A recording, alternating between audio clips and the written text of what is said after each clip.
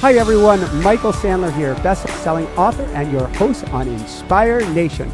Check out our website where we'll be posting podcasts, tips, videos, blogs, and more at inspirenationshow.com. Today we have an extra special guest. His name is Fred Alan Wolf. He's one of the leading quantum physicists out there. You may know him from What the Bleep Do We Know, Down the Rabbit Hole, or The Secret, or his comic books, Dr. Quantum. And I have followed his work for years. I just find it fascinating about, well, how far down the rabbit hole can we go? But before we dive into that, thank you so much, Fred, for joining us on the show. Are you ready to shine? I'm shine on my harvest moon. No, I'm ready. Yeah. Let's go. Woohoo! All right. Well, let's dive right into it. And so I want to begin. We recently interviewed Dr. Amit Goswami. And we were talking about quantum mechanics. We kind of got the baseline on it. We talked a bit about quantum mechanics and healing. So I'm going to cut right to the crux of things, because quantum mechanics, there's really nothing larger or nothing smaller. But how can quantum mechanics help us today? Well, that's a good question, and it's not an easy question to answer. Let me give you a quick and easy answer. It can't help you unless you're willing and interested enough to find some meaning in your life that would include understanding it. Otherwise, it's just another thing to learn. So it's not really a self-help program. What it is an interesting program, and once you get your interest into what's really going on here up, it then helps you, because then you feel more alive, more integrated into, oh my God, the universe, and I'm in it, and I can do something about it, and I can affect it. And then you begin to think, there's logical reasons for it. So in that sense, quantum mechanics, quantum physics can help. Okay, so that's perfect. Let's dive right into the heart of things there, which is to say that if I'm a component of this, if I have a say in this and a say in the outcome of my existence and my experience, I think what you're really talking about is in a sense, we create our own world around us. Is that what you're saying? What I'm saying is that you, as an individual, have the power, to create not everything around you. You can't create a nose 3 inches longer just by wishing it to be so, but you certainly have the power to create the actions you take in the world. And maybe having quantum physics as something you learn and grasp and understand, it gives you a leg up. It's kind of like you want to ride the horse into a new future, but you can't get up on the saddle. It's just too high. So quantum physics is like that step upward. It'll get you a little higher towards where your stirrup is, and you can finally jump on the horse. But there may be other ways of doing it besides quantum physics. So don't think of it's the be-all, end-all of everything. It really isn't. Okay, but is there a short, rather than somebody taking a master's degree and then a PhD, is there a very short, concise way to understand quantum physics to help us? Help us, Fred, jump on this horse. Well, the best way that I can think of is that you have to engage. You have to start looking at it. You don't have to get a PhD in it, but it would be good to have a background. I mean, right now, we use language, and the language we use, for example, to describe certain situations that arise comes from the things that we've learned as our background. And if quantum physics can help you in that sense, it'll provide you a new kind of background. I mean, even today, we speak about taking quantum leaps, jumping into something new, creating our realities. These are all kind of like catch-all phrases that have come from an understanding of quantum physics. And, the practical aspect of it for me is really opening up the mind to realize that there are alternative ways of seeing how the universe works and how you can be in that universe. So can you give us can you give us an example of a more quantum way of viewing something? Okay, this is a very simple example. I mean, Okay. you want a how to. Everybody wants, give me the how to, baby. I want to know, how do I do it? Okay, here's how you do it. First of all, right now, whether Yeah. you know it or not, you have something inside of you that's called I, quote unquote, I. In fact, everything that you probably do, if you are as egocentric as I am, Hmm. is I did this, I want this, I have that, I don't have this. What can I do? What can I do? How can you help me? Blah, blah, blah. The I is so much a part of it. But actually, if you delve into your I and Uh-oh. try to find out where is it or what is it, Yeah. the answer is, duh, I don't know. Nobody knows what the I is. So what is this I? Well, it turns out that I is something that is created. It's created moment to moment to describe an experience. Now, the question is, if it's created, maybe it can be created in different ways. And you think, oh, no, no, it's just me, always me. Wherever I go, I am I, I am I. But you're not.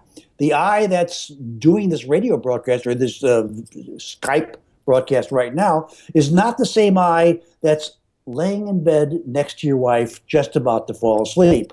And it's not the same I that's just about to taste strawberry ice cream with hot fudge put on top of it. Those are different eyes. It's not the same eye that smells the rose and says, what is that? What is that odor? Each of those eyes are different.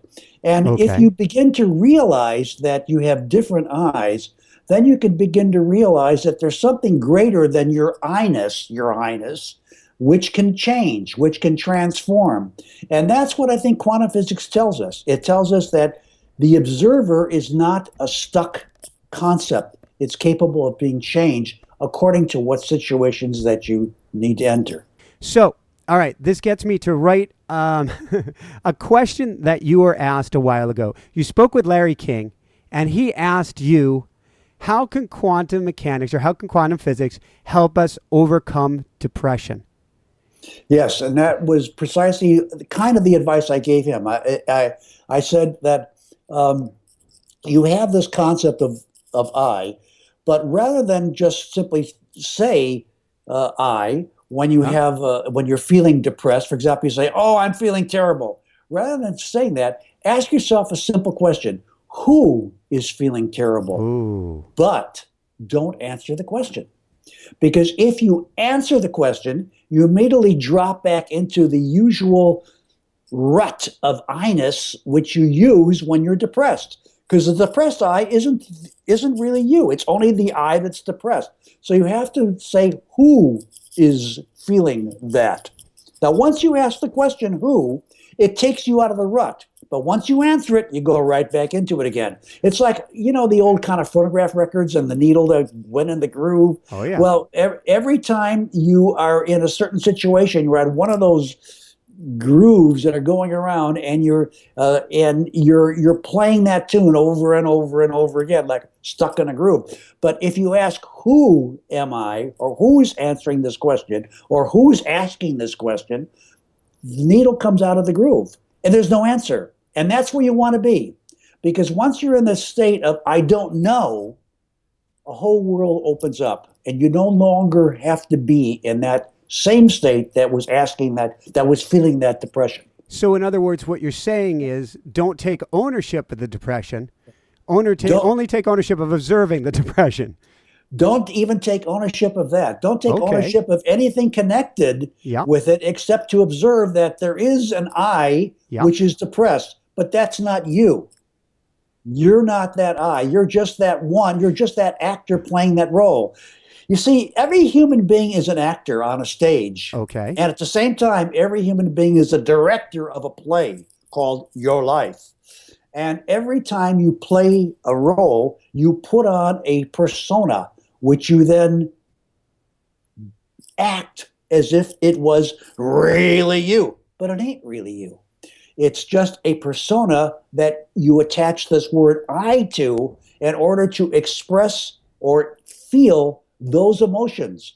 Like it may feel good to feel depressed once in a while, because depression, if you're depressed and you feel it and you realize it, you get out of it and suddenly you see a different light. So it's really important to realize that you have many eyes. You're an actor. You can play many parts, and you don't have to be stuck in any one of them. So you're saying get the heck out of I.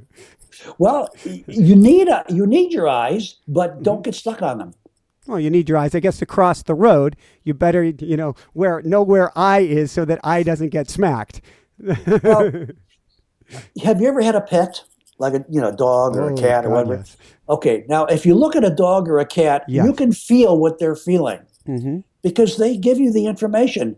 They don't say, "Hey, master, I am depressed. I'm hungry." They don't even do that because they just look at you, just feel it. You sense it. Cats are a little bit, they realize humans are stupid. So they, when they're hungry, they rub themselves on your legs, say, "Hey, man, feed me." I mean, you get the message. They're smart. Dogs just look at you and you know immediately what's going on. So what I'm trying to say to you is that attaching words to something is like giving a glue or a cement, which makes the whole experience part of your acting retinue. It limits part you. Of it. Oh boy, does it! But you see, every actor that plays a role has to be limited. I mean, if you're playing the role of a character which is not quote unquote really you, when you're playing that role, it is really you. And the people who are watching it say, "Oh my God, I can't believe that's only an actor." Same is true for us in everyday life. But what we're trying to do, I guess, I'm trying to follow, and I'm thinking of quantum mechanics, and I'm thinking about how we take the wave function and we collapse it down. We go from the anything's possible, and we collapse it down to one specific event. And in this case, what you're saying is, in a sense, this is really extrapolating, but we can take it all the way to, we can redefine ourselves in each moment by taking ourselves out of the role of the I and putting us back in the role of the observer of anything is possible. The point I'm trying to make is that quantum physics indicates that the act of observing plays a role in the action of the observation or the concomitant result of the observation. So the question which that raises is, what is an observer in the first place? Because if you say the action of observation makes something happen, then you're kind of like only looking at half of the basic equation or basic problem. What you're not looking at is, how does this observer cause what is possible to become what is actual? I flip a coin and it can land heads or tails. How does it become heads or tails if it's in quantum land where it's both until somebody observes it? So this is the point. What is the action of an observer, and what does an observer bring to bear? And so this is where I come in, and this is where I think the question for human beings is important, because it simply says that depending on how you go about making an observation, you can get different results. That makes sense. And so it means be particularly careful about how you're viewing the situation, the filters that you have on. Yes. Do you mind if I do a little mind blowing while we're at it? Is it okay? Maybe your audience could go, "Oh my God, this guy's blowing my mind again." Okay, I'm going to do a little mind blowing, okay? Realize they're holding on to the steering wheel. People are driving down the road, so. Hold on. This is going to be a mind blower. Okay. You all have pasts, things that have happened to you, and you may not realize it, but you all have futures. Something's going to happen to you in the future. Now, I want you to pretend that your past and your future is like a road. Okay. And the past is where you've been, and the road is where you're going to go to. All right. Okay? Now, you're driving along this road of your life, which is your timeline of your road. It may wiggle a little bit, but It's definitely yours. And you're driving along and you're looking around and you're looking at the scenery and you're whistling a few tunes or whatever you're doing. And you're going to make some observations, maybe of the people around you or of yourself, whatever. And there are different things you can do. If you decide to not strongly observe what you're doing at that particular moment, we call that making a weak observation. Just barely notice. You can tune into realities that will be kind of fuzzy, but if you keep doing this kind of weak kind of looking, using the same way of looking weekly, and it's hard to say how to do this until you try it out. Fred, to stop you for a quick second, there used to be these paintings that you'd look at. They'd almost be pixelated images. Yes. And you stare at it off axis. You can't try to get it. You And a space got it. shuttle appears. That's it. That's the kind of picture we're talking about. These are things you're doing in your mind now. You're looking at your thought processes. You're looking at how you feel. If you start observing them in this kind of way, off axis, so to speak, like you're talking about, you will observe different realities, which will correspond to what's going to happen to you in the future. On the other hand, if you look at them strongly, you can disrupt what will happen to you in the future and go into a different future, which may or may not be what you want. Wow. So this is pretty mind-boggling stuff. This is like quantum physics 2. You've all had the first course of quantum physics 1 about human behavior. This is now quantum physics 2, and it's a whole new way, actually, a next step on how we understand how quantum physics affects we, human beings, in human relationships with others. I can think of many examples. I mean, for example, when you're in a situation where you're angry with someone and someone's angry with you, if you look at that situation in a kind of what I call a weak way, which means you don't attach too much fuel, you don't add too much fuel to the fire that's coming from the other side, but you just kind of like, okay, he's burning, I got it. You let that go weakly, suddenly the fire starts to die down, and what you start to have is meaningful dialogue without anger. You can do it on the road when you're driving your car. Somebody drives by you and you want to go, oh, you SOB, why'd you cut me? You know, if you cut that fire down and just simply say, "Oh, okay, let it go. Don't push. Don't try to drive him off the road. Don't take out your gun and shoot him." Just being, if you start to just observe, what I call weakly observing, don't make a strong case out of it. Things can happen in ways that you never expected could happen. And in politics, in life, in everything we basically do, we tend to be very strong in our observation. We tend to say, absolute. That's what you said. It's got to be this or that. So it is never this or that. How do we turn down that flame then? And I'm going to, for lack of a better term, I'm going to call that the flame of thought. How do we keep ourselves from hopping onto that subway car of that's a real toot toot so that we keep it all open? And now we go back to your I-ness, your highness. Oh, no. It's the I part of it that is really, goes into how do you observe? The I has to take a deep breath, calmly look at the situation without attaching too much significance to it. Okay. And if you're in a relationship with another human being and your other is significantly, strongly disturbed by whatever happened in his or her life, and you can look at that with calm dispassion, you can really change the situation. You can really see it calm down. But once you add your own fuel to the fire and you become making a strong observation, then you not only affect what's going on then, you affect what's going to happen in the future. Whereas if you stay in that calm way of looking, the kind of future that you're creating for yourself is going to be probably better for you. Can't say for sure, because we don't know the future. But it's definitely different than it would be if you act strongly.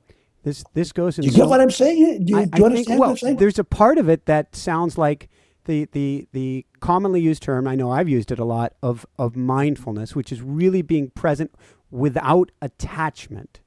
That is exactly what it is. And I'm giving, for those rationalists out there who cannot abide by anything having the quote unquote spiritual part of it attached to anything and just want a rational, I'm giving you the quantum physical rational aspect of what mindfulness really is about in terms of how you go about observing. Now, of course, if you want to learn something new and you want to practice something like hitting a baseball or learning how to enunciate words correctly, you're going to make strong observations. How do I move my lips? How do I swing the bat? Those are called strong observations, but you're really doing them to yourself. It's observing others, that the mindful activity of not attaching too much significance to what is happening is helpful. This also sounds like, in a sense, a new way of looking at the power of intention. It is exactly that. In fact, in several of my books that I've written, I talk about the difference between intention and intent. Okay. And intent is a much stronger physical aspect of what intention is. Intention is, I have good intentions. I'm not going to smoke for the next 3 years, whatever. My intentions are very good, but after a couple of days, you'd feel that craving again, and you start smoking. So intent is something else. Intent is making observations in a continual manner, so that you're not disrupting the flow of observations. You're continuing to observe. Every moment you're observing whatever it is that's going on. Intention without too much attention. Yeah. Intention is you have the thought and then you let it go and hope for the best. Intent is you have the thought and you keep going back to the thought over again. You maintain it. And that's much more difficult to do. So if we're in that experience with our spouse, and we want it to work out, which I guess is intention. The trick, and maybe this is quantum 2.0, is if you want it too much, you're going to end up mucking it up. You actually need to put it out there and then step back from it. Yeah, we call it chill, man. Chill. It basically is be cool about your relationships. The passion will come of its natural cause, and both of you will feel passion when it's there in a healthy manner. But when one is feeling passion and the other doesn't, you've got to chill. You've got to just recognize that there's an out of kilter something going on. You've got to change the way you observe. You've got to change the eye. So how does this fit in, going from interpersonal relations? Let's dive into the eye. Let's dive deep. How about mind-body connection? The interpersonal within yourself. It's actually better when you're doing it with yourself.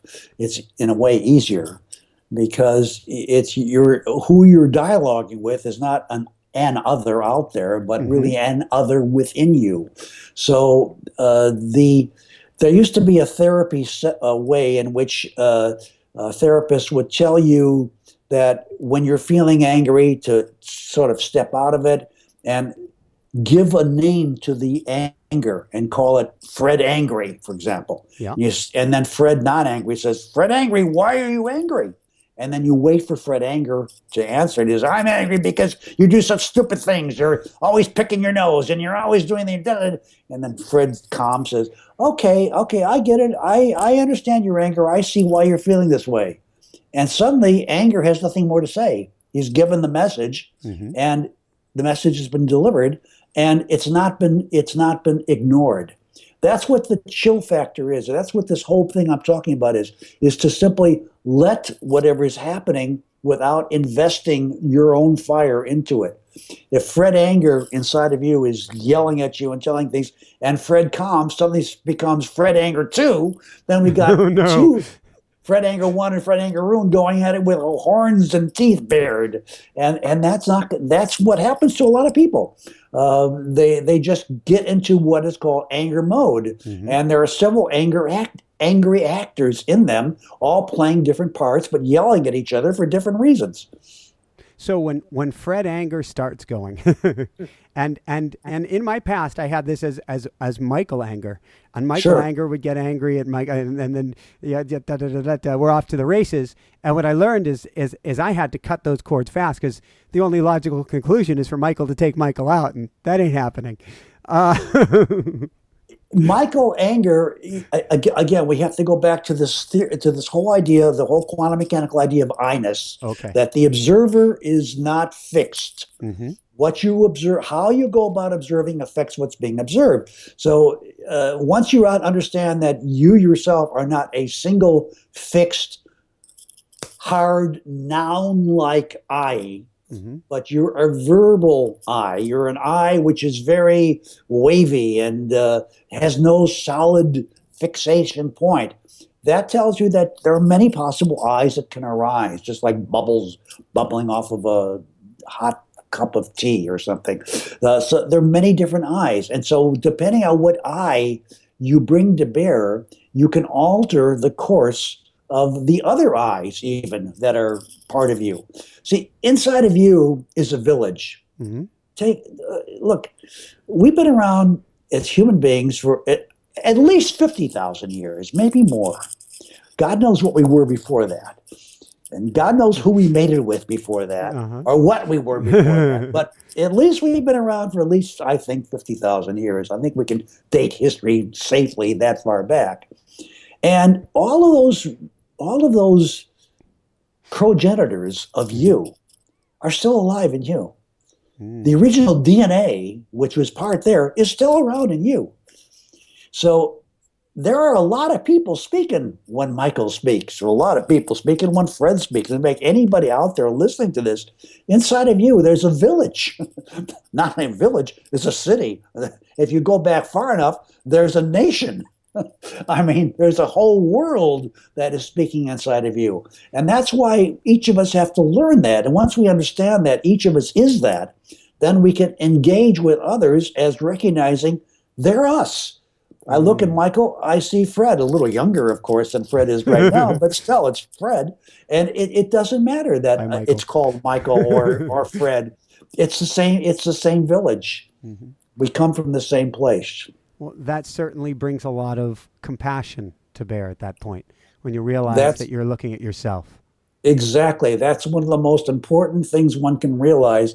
And I think from the way that possibly Amit Goswami teaches, certainly from the way that I teach, is that the I-ness, which may be looked at from quantum physics point of view, is really the understanding of compassion as taught by the Dalai Lama, for example. So let's dive down this rabbit hole. It wasn't where I was going, but why not?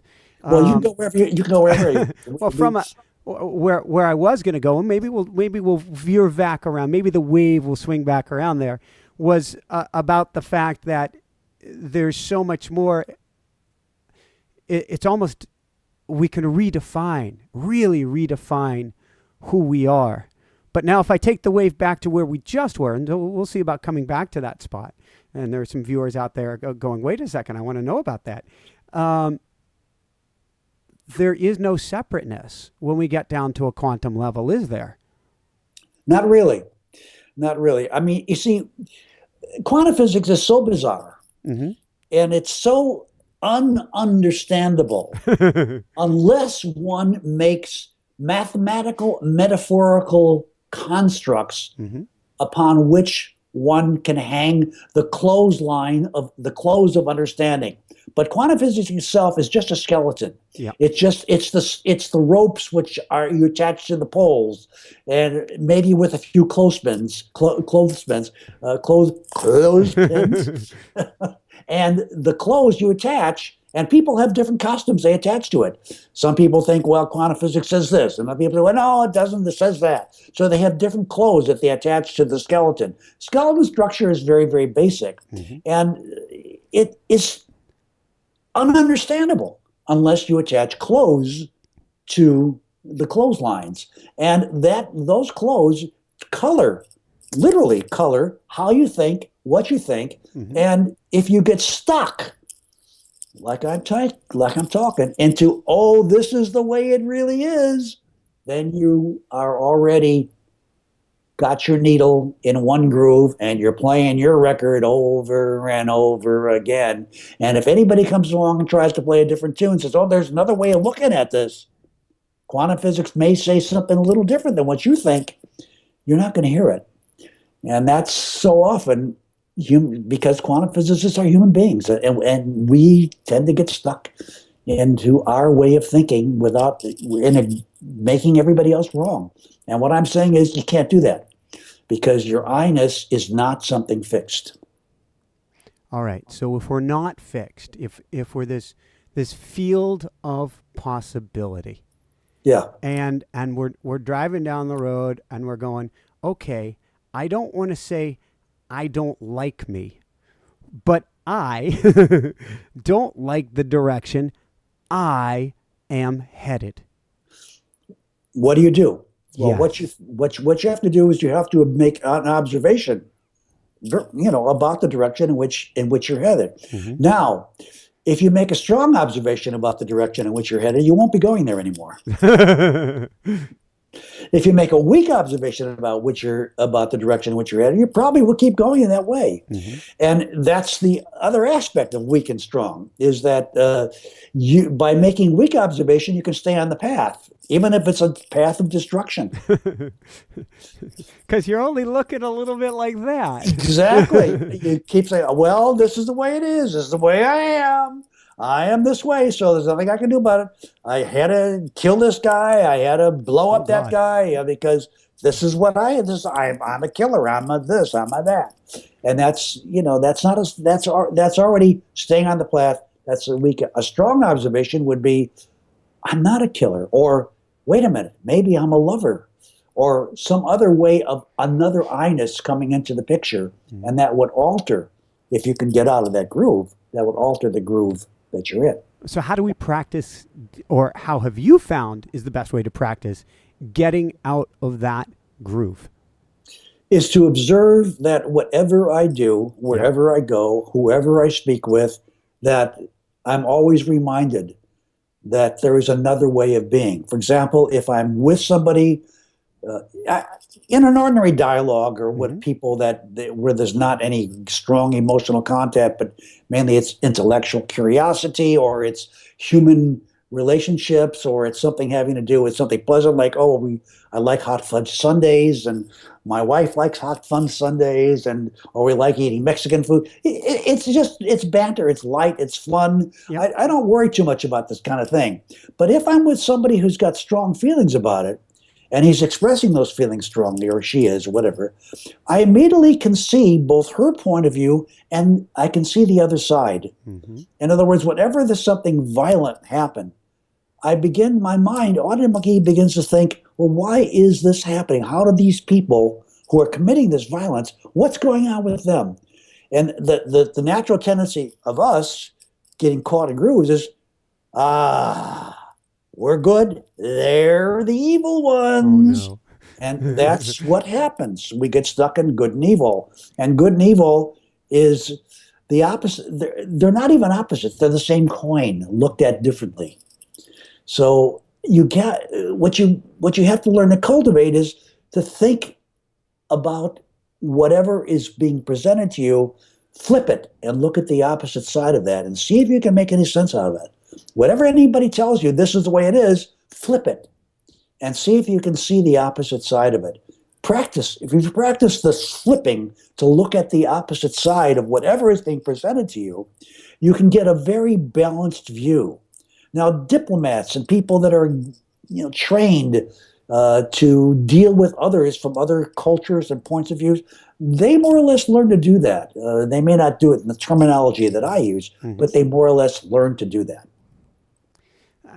Sounds like it sounds like so powerful of a way of constantly flipping back and forth, going between the different stations and trying to understand both sides of the puzzle. I know myself, I've been gifted, I use the term gifted, with a couple near-death accidents, to where I will no longer say, I'm a this, I'm a that, I'm the other. Because I know darn well that sure as heck could change tomorrow, and I may or may not consciously have anything to do with it. But the most I can say is I surrender. Yes. I completely give up. And so today it might be chocolate. Tomorrow it may be strawberry.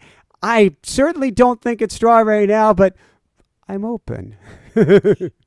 Well, that is a healthy attitude to develop. And I think all of our viewers and listeners, in whatever way they're getting this program, it's something to cultivate. Try a new way. Try it out.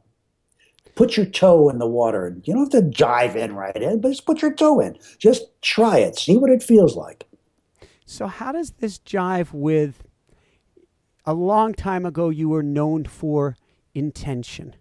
Amit jokes about the fact that in the 70s you made a comment in intention and everybody was trying to intend Cadillacs. And later they were trying to intend parking spaces if they weren't able to intend Cadillacs.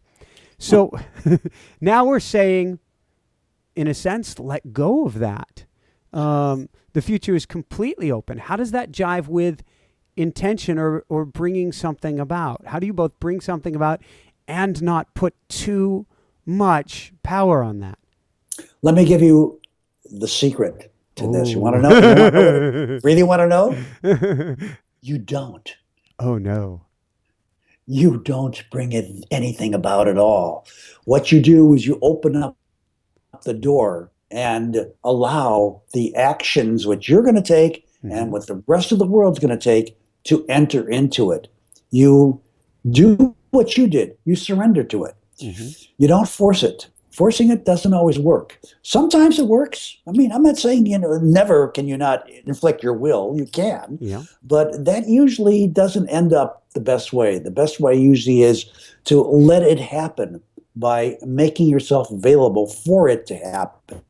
Okay. So that means if you're attending to eventually run a company, learn what it is to run a company. Running a company is not easy to do. If you're intending to make a lot of money, well, what does it mean to make a lot of money? What are you going to do with the money in the first place? Why is money the important thing for you to have a lot of? So these are the kinds of questions that one engages in order to open oneself to understanding the purpose of whatever life you decide you're going to lead. I like it. You're putting yourself in the path for that opportunity to take place. Exactly. And that's what I think a lot of people confuse. They're looking for some magical bullet. There's not, in a sense, there is a magical something, which is you. You can take on your different eye guises, your different eyenesses, and you can then allow yourself to, well, I'm going to go this way or I'm going to go that way. Whatever action you take, but you can take the appropriate action, but you can't really will or make the universe give to you. Your best way is to allow yourself to be open to what the universe is already giving to you and move in that direction. Oh, gratitude. And that's the best way. Yeah, gratitude is important. Very important. Gratitude and being gracious and having gratitude. Graciousness is the ability to look about you and say, this is wonderful. I'm having this living experience. It ain't going to last forever, but while I'm having it, it's truly wonderful. Even if it's awful, it's wonderful because I'm having it. I'm experiencing it. Even without knowing you're an eye, the experience is happening. Oh, I call that like watching the TV channel of your life. I'm just watching the Michael story. The Michael story has ups and downs, but if it didn't, it'd be one heck of a boring channel or show to watch. And that would be okay too. Yes, it would. Although not many viewers may appreciate it. True. Andy Warhol got away with a lot of boring. I think he made a movie in which he just put the camera in front of a still life and sat there for 3 hours or something. My God. A little bit of a topic change, but not so much. For lack of a better way to put it, since we're in this place of craziness, what does the eye have to do with time? Well, every time you make an eye, actually, it's like, when you put bullet points on a sheet of paper, mm-hmm. and every time you want to make something important, you put a bullet point in. Well, every time you use the word eye, you're putting a bullet point onto your timeline. So every I statement is a bullet point onto the timeline. So the number of bullet points you put onto the timeline gives you a measure of basically the length of time in which you are experiencing different aspects of your life. You heard the old story about people that experience their whole lives pass before them just before in an accident or something like that. There's a tremendous number of bullet points that are put in there. So you're experiencing a tremendous range of the I-nesses which are happening into your brain. Why that happens, I don't think I really know. So is there a way to slow down in essence? Because Einstein talks about it when you're in love, how long time lasts. And the reverse as well. Particularly as we get older, it seems time is all of a sudden coming at us faster and faster. Well, as we age, it seems to be that for myself personally speaking, time seems to go by faster. Yes. Now, that's possibly because I've experienced more years than, say, my 14-year-old granddaughter or something like that, who might. For her, it's forever to wait for the next thing that's going to happen in her life, because she has a very short time span in which to measure anything. She doesn't have a long time span. But for me, an hour is not a big deal. But for somebody who's 10 years old, an hour is a big deal, because it's a sizable increment of how much time they've been on the earth. Whereas for me, an hour is a very small increment of how much time I've spent on the earth. So that's what gives us the sensation that things are speeding up. Is there a way to use time? I don't know if I even want to use the word more efficiently or effectively, because even that seems to be taking me out of the present moment. How do I I think you used it in one of your other books, talked about cheating time. How do I work with this thing that's not really real called time? Well, that's a very good question, and it's not an easy question to answer. I wish I could give you a quick and easy answer, but I don't think I can. The ancient yogis, or the people that invented yoga back in the early days of yoga, actually came up with what's called kalavankara, which is translated as cheating time. And it's a kind of a time travel exercise that they seem to do in meditation or in yoga practice. I'm not quite sure how it works. I tried to explain what I understood about it in my book, The Yoga of Time Travel, and it's not an easy thing to explain. It has to do with the practice of an asana, how you get into a certain practice and how that practice varies. You're not always getting it perfect. And there's a kind of adjustment that is going on. And that adjustment works both forward and backwards through time.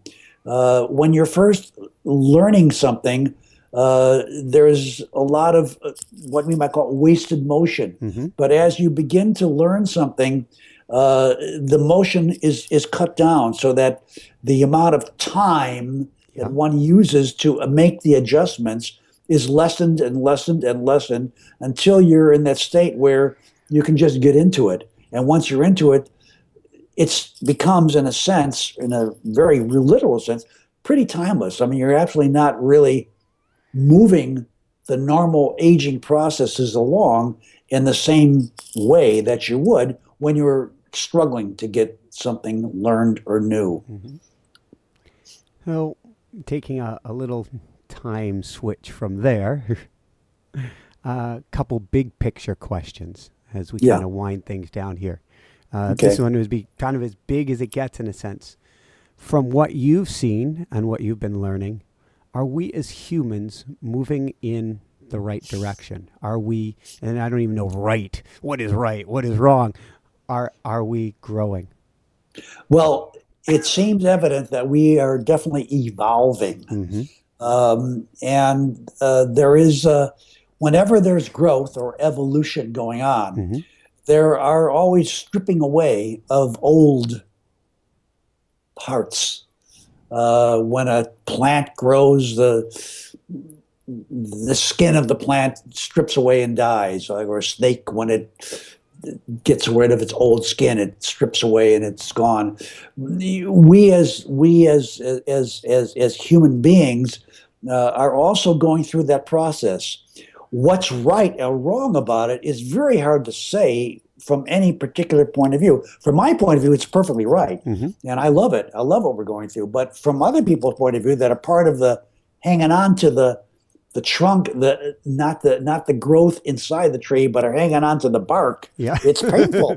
It's very painful, and they don't want that to happen. They're trying to, from the bark point of view, they're trying to grow new sprouts, Mm-hmm. which will take them in a different direction, and that's going to go on because newness, new ideas aren't readily accepted. We have rutness in part of our brain. Our brains thrive, literally survive on rutness, being in ruts. It worked before, it'll work again. It worked before, we'll keep doing the same way because that's what works. Mm-hmm. And we have learned to survive based on that. Newness, on the other hand, is a risk. It's something that, wait a minute, should we do that? Wow. But then more and more people begin to explore what's new and what's maybe exciting about it. And suddenly we're starting moving. There's a wave of interest which moves in that direction. When I first started talking about quantum physics Yeah. back in 1981, Oh. and even before that, the word quantum was a word you didn't even hear. I don't think and understand quantum physics. I mean, there wasn't anybody that even knew what it meant, quantum physics. And so it's become kind of a catch-all word right now. And now new ideas associated with that are sprouting everywhere. And there are a lot of people out there. Quantum gurus are popping up all over the place. All right. So that's it. Quantum guru. What 3 key quantum steps would you give people to incorporate this knowledge into their daily lives? Well, first of all, don't get stuck on who you think you are. That's called observing your observer. Mm-hmm. Don't get stuck on who you are. Observe your observer. And realize Michael. and realize that the observer who's observing the observer is not the observer. Oh no. Who's being observed. I'll say it again. The observer who's observing the observer is not the observer who's being observed. It's I'm like a picturing song. two mirrors in like a hall of mirrors looking back and forth and back and forth. Except that one of them is not a mirror. Uh-oh. All the others are. But the original is lost in the hall of mirrors. There's one observer out there who's not really, and that's the observer you're trying to trying to get hold of, that observer. Very slippery because you immediately want to grab hold of the mirror images. So again, the first step is observe the observer and realize that the observer who's observing the observer is not the observer who's being observed. Practice that a while. It'll get in your mind and start churning, and you'll realize that there's something very profound and paradoxical about it all, but that's definitely it. 2, yes. Learn to be what's the best word to say? I guess might simply be compassionate. Be compassionate means not getting attached to whatever I that comes up in any situation that you're in. And the eye of compassion is the one in which the difference or separation between you and the other is minimal, and you suddenly realize you are everywhere. There is no separation. And the third is enjoy. Be as happy as you possibly can in any situation. Find the joy or the happiness in any situation you're in. It's there, but sometimes it's not so easy to see. I love it. So those are the three that I can give you. I'll take it. I'll run with them. So the last question that I have, one that I ask all of our guests, is what brings you, Fred, what brings you the greatest sense of inner peace? Just being, existing, knowing that I am, just knowing that there is this experience. It's peaceful. There's no struggle with it. It just is. And I think I'm basically have surrendered to just allowing it to be. And that to me is happiness. I love it. It's perfect. I think we can all work toward that. Yeah, it's simple. In theory. Maybe. Yeah. Well, thank you very much, Fred. This has been a true honor and a pleasure. I'm sure our audience greatly enjoyed this. To find out more, where should I point them? Well, there are several ways to find me. If you just type in my name, spell it FredAlanWolf, the simplest way you can spell Fred Alan Wolf, and just put it into your search engine, whatever computer you happen to be using, I'll pop up in a lot of different places. So there's movies, there's films. I've been in about 14 different movies. I've written 17 books. So you can find me on Amazon.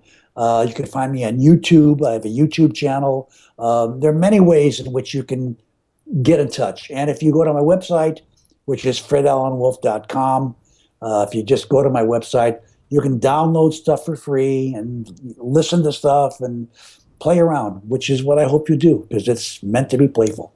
Awesome. Well, thank you very much. For everybody out there, you can find out more as well on inspirenationshow.com. Again, that's inspirenationshow.com. This is Michael Sandler saying, be well, have quantum loads of fun, and shine bright. Yes, sir. Thank you. And yes, go for it. Okay. And yes, sir. Yes, ma'am. And all you kids out there, keep on going. Do your stuff. Woohoo! Thank you, Fred. You're welcome. Hey, everyone. Thanks so much for watching. If you enjoyed it, be sure to like below. Also, leave your comments. Have some real fun with it. Subscribe to our channel where you're going to get more great videos, more interviews coming up.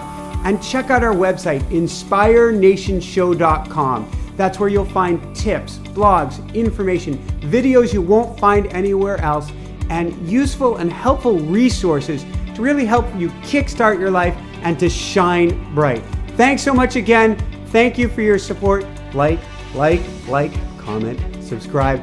See the website. Thanks so much and have fun. Of course, shine bright.